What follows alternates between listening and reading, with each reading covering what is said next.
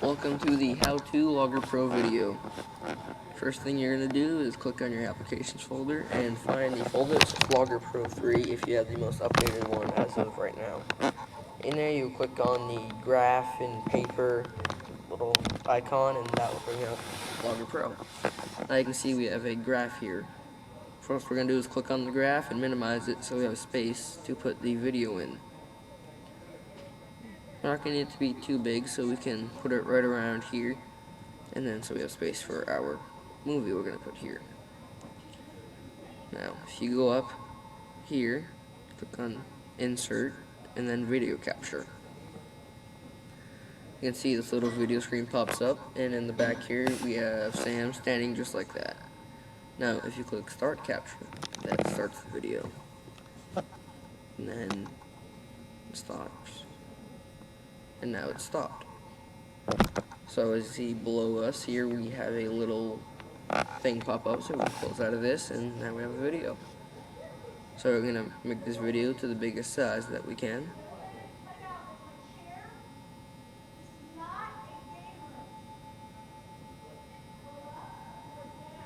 Now, first thing we are gonna do with this video is play it just to make sure it works.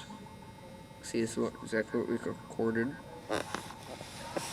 Now we're gonna have this little dot dot dot with an arrow. It's for a side panel, and you pull that out, and you have a lot of neat features that you will use to record your graph.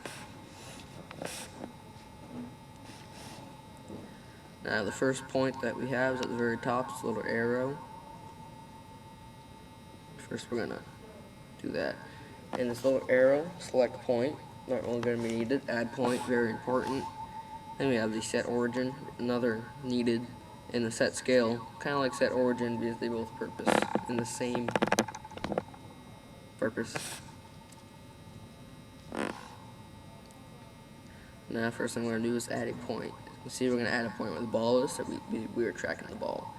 And as you see, each time I click, the next frame moves. And it does take a while after I start the capture for Sam to start to drop the ball, so right now we have a lot of straight dots. As you see to the right, we have dots moving. And now we click and the ball starts to move down. So we're going to track right around the center of the ball to the best of our ability. And this does take a while, so we're just going to speed this up a little.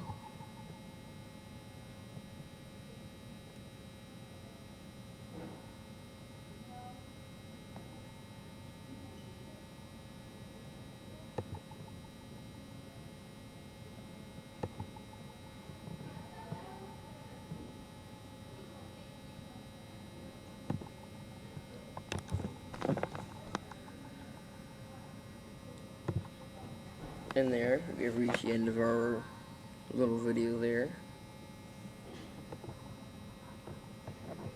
And now you can see we have a lot and lots of dots, and more than one colored dots.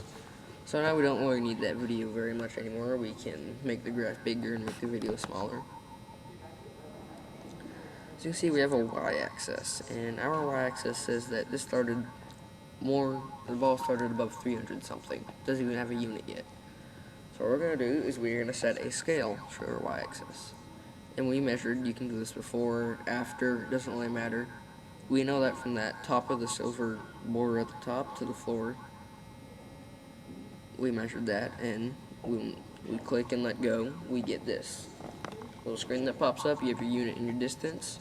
We measured it to be 79 inches from the border to the floor. Now this makes more sense. It says the ball started a little bit above 80 inches. So it's a lot better.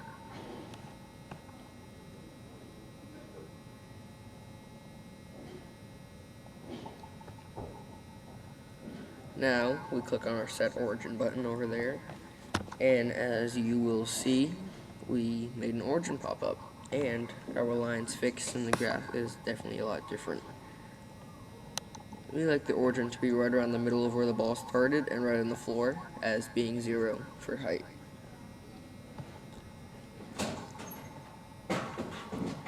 So now that we have that, we're going to go all the way back to the beginning. And just for fun, we can play it over, and you can see as all the dots form, what happened to the ball.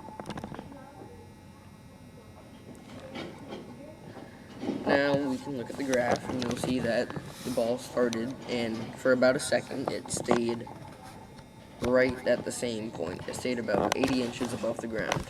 And then all of a sudden, in about half a second, it went from 80 to 0 inches. It went 80 inches in about half a second. That's what the blue lines mean. And then you see it went up above the ground and it went down and back up and down and back up. Now we have the red line, and the red line tells the x-axis. So as you can see, the ball started to go straight down, and then it hit the floor at the same point, the red and the blue meet, and then the ball went to the right, then it went to the left. And as you look, the ball did come down, hit the floor, go to the right, and then go to the left. Now, that's just about it for this, so we're just going to save it. And if you have any questions, please comment below, and thank you very much.